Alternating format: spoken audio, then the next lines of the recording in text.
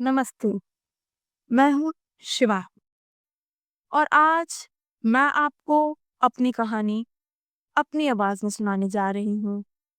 ये कहानी है उन नामों की जो वक़्त के साथ मिटे नहीं, बल्कि दिलों की धड़कनों में और गहरे बस जाते हैं। तो आँखें बंद कीजिए और चलिए इस कहानियों की दुनिया में। तो शुरू करते हैं आज का एपिसोड। तुम्हारे नाम अब भी धड़कता है। एपिसोड 42। रूहानी का और महर का घर। अब तक सब घर के बाहर आ चुके थे। जैसे ही सबकी नजर सामने खड़ी महर और रूहानिका पर गई तो सब भागते हुए उनकी तरफ बढ़े। खुशी जी की आंखों में भी आंसू आ गए थे। उन दोनों को देखकर वह रोते हुए बोली, महर, रूहानिका, मेरी बच्चियां, कहाँ थी तुम दोनों? यह बोलते हुए वो रोते रोते रूहानिका और महर से लिपट गईं। वहीं पास में खड़े रियांश यह सब महसूस कर कर समझ गया था कि जरूर यह रूहानिका और महर का परिवार है। वह वहीं चुपचाप सबकी बातें खत्म होने का इंतजार करने लगा ताकि वहां से निकल सके। रूहानिका और महर का पूरा परिवार उन्हें घेरे खड़ा था। सब उनसे सवाल कर रहे थे। एक खत्म होता तो दूसरा शुरू। राधा जी गुस्से में बोली, कहाँ थी तू? तू जानती है हम सब सुबह से कितने परेशान थे।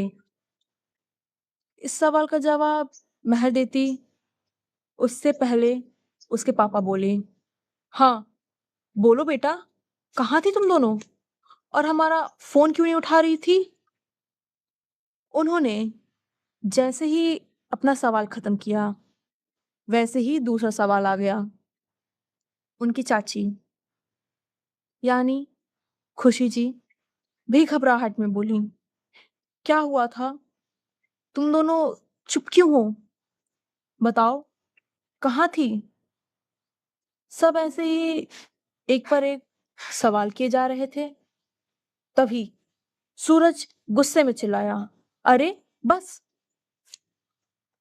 उसकी आवाज सुनते ही सब कुछ पल भर के लिए शांत हो गया और सब एक दूसरे का चेहरा देखने लगे। सूरज बोला, अरे आप सब ऐसे सवाल पूछेंगे तो ये दोनों जवाब कैसे देंगी? एक एक करके पूछिए। यह सुनते ही अब रूहानिका की मम्मी बोली, कहाँ थी तुम दोनों? और रूहानिका, तू कहाँ चली गई थी? सवाल सुनकर रूहानिका चुप हो गई। उसे जैसे समझ ही नहीं आ रहा था कि वो क्या जवाब दे। अगर वो सच बोलती तो शायद आज महर को भगवान भी नहीं बचा पाते सबके गुस्से से, और वो झूठ नहीं बोल सकती थी। उसने एक बार मुड़कर बगल में खड़ी महर को देखा। महर आंखों में रिक्वेस्ट लिए उसे ही देख रही थी, जैसे मन ही मन कह रही हो थी, प्लीज सच मत बताना, वरना मम्मी तो मुझे मार मार कर मेरा भरता बना देंगी। उसकी आंखों के इशारे रूहानिका समझ रही थी। राधा जी फिर बोली, रूहानिका बेटा, उसे क्या देख रही है? बता, कहाँ थी तू और महर?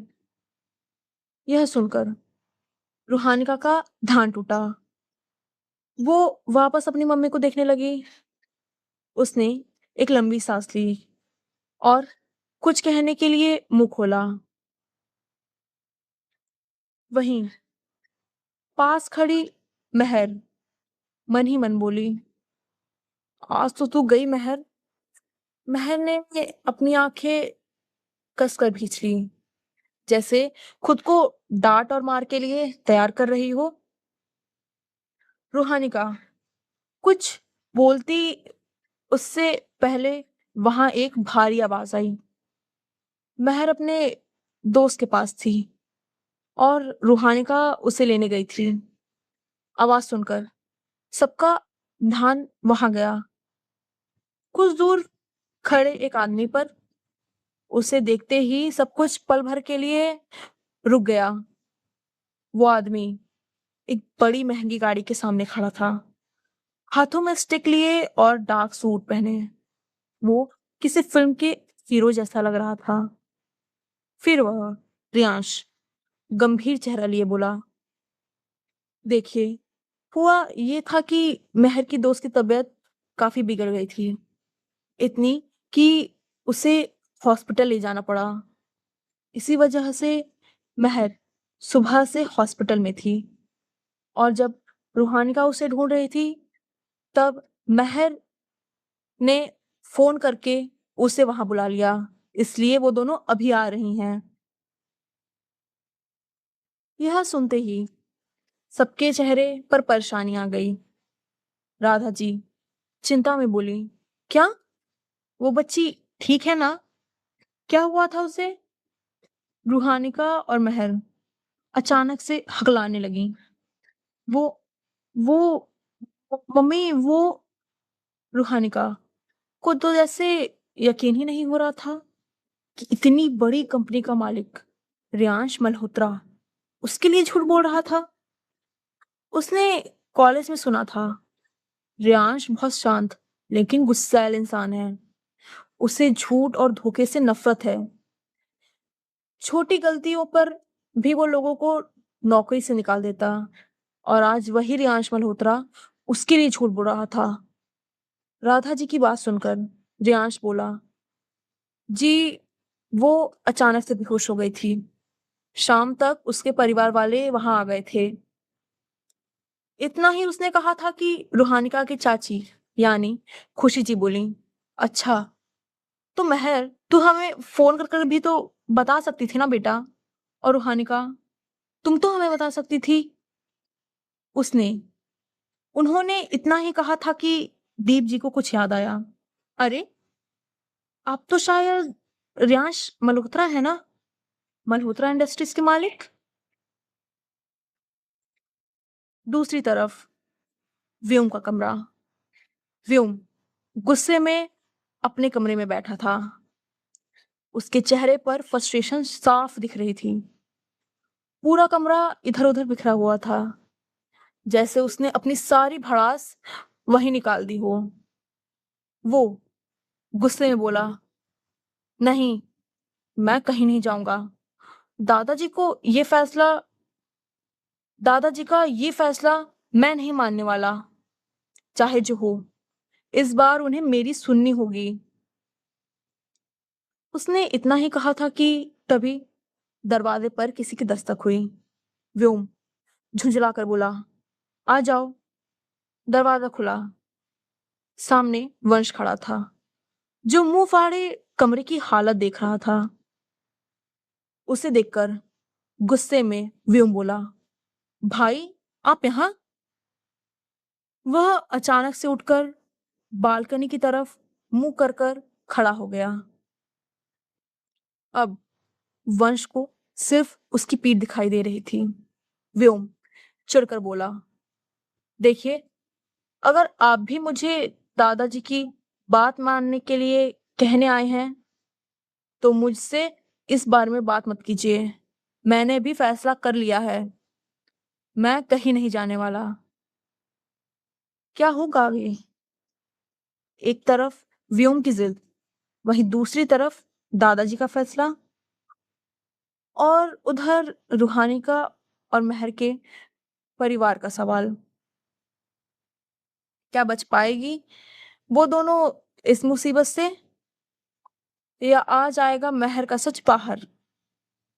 जानने के लिए पढ़िए तुम्हारे नाम अब भी धड़कता है। लेखिका शिवांगी। कभी कभी एक झूठ किसी को बचाने के लिए बोला जाता है और कभी-कभी वही झूठ कई जिंदगियों की दिशा बदल देता है। आज रियांश ने झूठ बोला, पर किस कीमत पर? एक तरफ व्योम की जिद है जो उसे सब कुछ छोड़ने नहीं दे रही, और दूसरी तरफ रूहानी का जिसके दिल में पहली बार कोई बेचैनी खामोशी से जगह बना रही है। क्या ये झूठ आगे चलकर किसी बड़े सच का रास्ता बनेगा, या फिर यही झूठ सब कुछ बिखेर देगा? जानिए अगले एपिसोड में। तुम्हारे नाम अब भी धड़कता है। अगर यह कहानी आपके दिल को भी छू गई हो तो प्लीज सब्सक्राइब, फॉलो, शेयर और कमेंट जरूर करें। आपका एक फीडबैक मेरे लिखने की ताकत बनता है। मैं हूं आपकी अपनी लेखिका शिवांगी।